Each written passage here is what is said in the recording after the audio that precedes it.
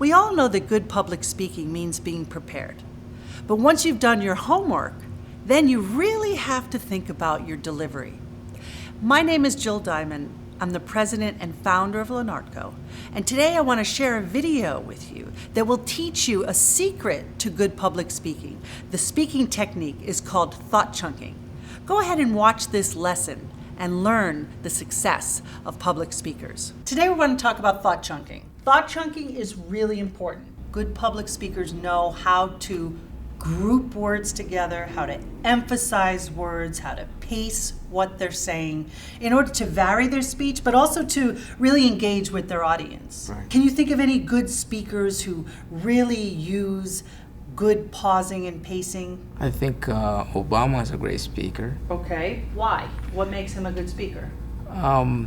He takes that moment to let people hear what he's saying, and in a way he lets people get a glimpse of himself to understand what he's trying to say. What is he doing while people are getting a glimpse, or what's happening? He's organizing his thoughts. He's giving him time to come up with the next statement. One of the things he does is he groups his words together. He pauses, he emphasizes.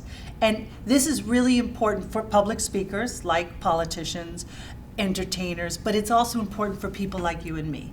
A teacher Right. needs to present to her students in a way that's clear, not speaking too quickly, not speaking too slowly. There's a balance, and that's what you need to learn.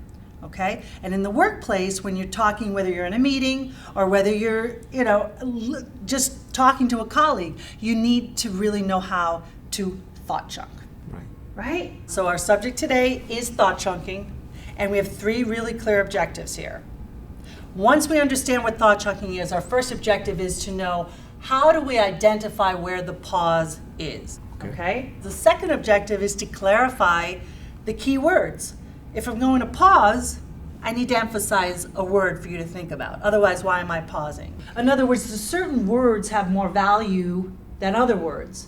And if we're going to pause, we might as well pause on a word that's going to give you something to think about. So we have to highlight a word so that you can, as the listener, think about that. Okay. And finally, pacing our speech. By knowing when to slow down and when to speed up, we create that variation in the thought chunk, which makes it interesting for our listeners. And by the way, thought chunking helps us too. It helps us to think. It gives us time. So we're not always in a rush to just get everything out. Right. All right? Yeah. Okay, good. So we're going to go over to the board. I want to use a passage to really teach you about thought chunking and really get you to use that. So Okay. come on, let's go over here. Let's go. Okay, I want you to read this passage to me, but I want you to just kind of read it in a dull and uninteresting way. Can you do that for me? Sure. Today I'd like to talk to you about simplicity. Let go of unnecessary things and people. Am I asking you to stop having fun? No. My question to you, will you simplify your life now or later? Okay, that was boring. Right. Thank you. Excellent. So I want to show you what thought chunking is. Okay, I'm going to take the first two sentences, I'm going to break them down into chunks. I'm going to highlight what the key word is, and I'm going to show you how to pace. And then after that, I'm going to see how you do with the rest of the passage, okay? So let's have a look here, okay? Today, I'd like to talk to you about simplicity. How many of you in this room think this matters? So, what are we listening for? We're listening for a pause, like today, I'd like to talk to you about simplicity. Another pause. How many of you in this room, I'm looking around the room, think this matters? So some of this happens with punctuation because there was a comma here after today, but some of it happens without punctuation. It's just a choice that we make when we speak. So the slash marks here identify the pause. Now I'm going to read it again, but I'm going to give you the pen. I want you to circle which word in each chunk is the key word. Which of those words is higher in pitch, is longer and louder? There's only going to be one in each of these four chunks. So listen, today I'd like to talk to you about simplicity. many of you in this room think this matters? How many of you in this room? Good. Okay. So let me have the pen for a second. So, what did we do? First, we talked about the pause. The slash mark represents the pause. Then you just identified the key word, which we also call a focus word. Now I want you to listen to the pace of my speech, how sometimes I go faster and sometimes I go slower. Listen to this. Today, I'd like to talk to you about simplicity. How many of you in this room think this matters? Now, where did you hear me pace my speech or slow down? When you started here, your speed was faster. Okay. And then when you got to this point, you slowed down. Okay, good. That's Pace right. yourself. So I said, how many of you in this room, say that for me. How many of you in this room think this matters? That's called pacing. Right. Okay? All right, good. So I'd like you to read from today to the word matters. You read that for us. Today, I like to talk to you about simplicity. How many of you in this room think this matters? Right, well, that's day and night. Day and night from the boring, dull version I asked you to read. Right. But even still, Juan, different for you, because how many of you in this room think this matters? You're making a choice to speed up and slow down. Yes. Okay? So, let me have the pen. We have pausing, keywords, and then that last bit that we just did, pacing. Okay. Those are the three concepts within thought chunking that we want to make sure we can do. Right? So, I'm going to give you the pen. I'm going to read some more. I want you to start by identifying the slash marks, the pauses. Where am I pausing? Okay? All right. Let me see a show of hands. Think about your life. Is there clutter? What are you doing to create long-term happiness? Ask yourself about the things you value. Prioritize them. Let go of unnecessary things and people. Am I asking you to stop having fun? No. But if we voluntarily simplify our lives, we can experience more of what we have. The world is busy enough. Let's create substance. My question to you, will you simplify your life now or later? Good. Excellent. So you got the word but, right? But if we voluntarily simplify our lives, another pause. So again, there's no punctuation here, but I used it in my voice. You heard it. Yes. Right. Good. So now you have the slash marks. Why don't you take some guesses about where you would want to choose your keywords? Which words? And by the way, did you just notice how when I was speaking, I was pacing differently? Yes. Why do you think I was doing that just To then? emphasize the words. But also because I wasn't sure what I wanted to tell you to do. So it was a technique that I could use because I understand the power of thought chunking. Okay. I could slow down so that I could think. Okay. Oh, it wasn't all right. So sometimes you have to do that as a speaker. Okay, good. So which words can you emphasize? Okay. Think about your life. Is there clutter?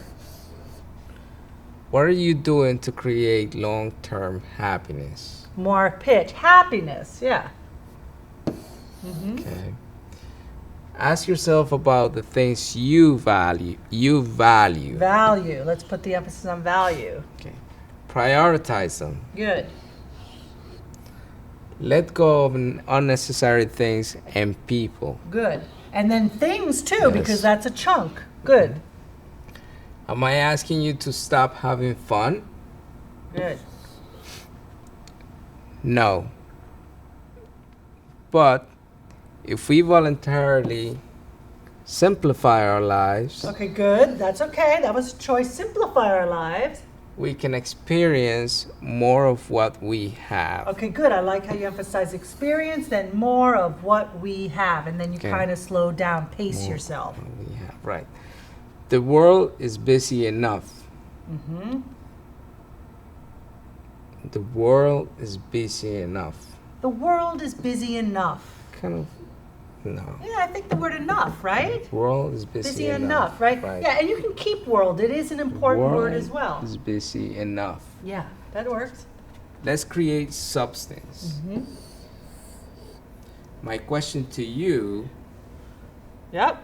My question to you, will you simplify your life now or later? okay, what are we going to emphasize here? Will you simplify your life now Right.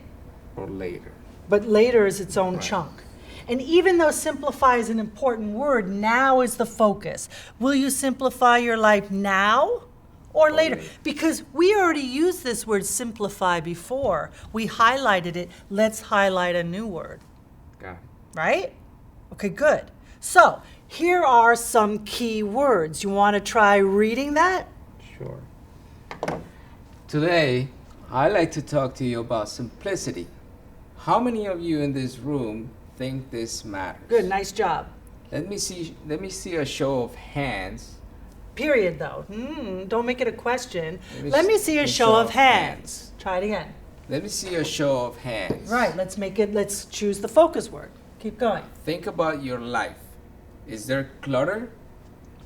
What are you doing to create long-term happiness? Good, and you're starting to pace here. Good. Yes. Ask yourself about the things you value. But don't emphasize you, just slow Ask down. yourselves about the things you value. There you go. See, you use your voice on value. Good. Prioritize them. Let go of unnecessary things and people. Good. Am I asking you to stop having fun? No. But if we voluntarily simplify our lives, we can experience more of what we have. Good, and then you slow down here. Nice pacing. The world is busy enough. Let's create substance. My question to you, will you simplify your life now or later? Right. So what does this feel like to you? Empowered. Why? It feels like I'm delivering an actual message. So if it feels like you're actually delivering a message, does that mean that normally it doesn't feel like you're delivering an actual message? No, but the message is not being communicated clear. That's clear. And Okay. I'm not emphasizing the things that I want them to get or take away from my message. And so imagine if every time you stood up to give a presentation to your team or to whomever, or any time I stood up to teach a class and to give a lecture or to make a point, imagine if I always felt, wow, I feel empowered because I know how to deliver the message. Even if I don't always know where I'm going, right? I have a technique which says, slow down. Be more emphatic, and I can gather my thoughts. Nobody needs to know that I'm doing that, right? So how are you feeling about all of this? I have a stronger grasp of what you're trying to tell me as far as emphasizing the words and my rate of speech and, pacing myself. I can see that my message is being delivered in a different way, in a more effective way. Good. Well, you just demonstrated that, but are you ready to give me a little impromptu presentation so that I can error correct you Yes. and help you even more? I feel confident about it. Okay, so come on over here. Okay. You take the front of the room. I'm going to take a seat here. And I want you to talk to me, okay? And I want you to really use those pauses, use those keywords, vary the pace of your speech by really talking to me, okay? So, because sometimes we get nervous, and thought chunking is going to help you to stay present, to stay with what you're saying, okay? So do you have a topic?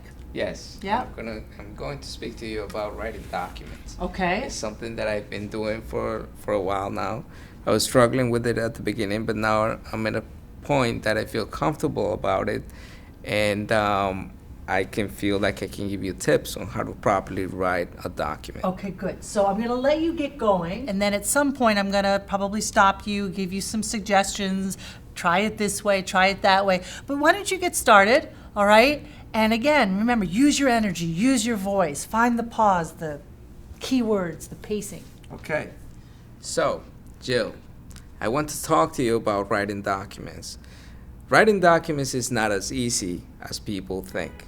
It's about thinking what your goal is going to be after you have accomplished writing that document. Good, let's back up there. What do you think caused you to trip up there? I think I was trying to put a word in between accomplish and something else to make it more lengthy. Okay. And you said to yourself, wait a minute, why am I doing that? Right. Something got in your Something head that got tripped you. And yes. Listen, thought chunking is not just about pausing and keywords and pacing. Thought chunking is about eliminating those fillers, those ums and those ahs. And that's something I didn't say before, but I want you to really keep this in mind, that pause is a pause. It's an empty space. So that even if you're looking to fill that word, I want to put a sophisticated word here, in that silence, you might realize that word didn't come to me, so I better just keep going and not try to get fancy, or whatever your thought process was, okay? So try that again and use that empty space rather than trying to fill it up with ums and so forth. Jill, I'm going to speak to you about writing documents. Writing documents is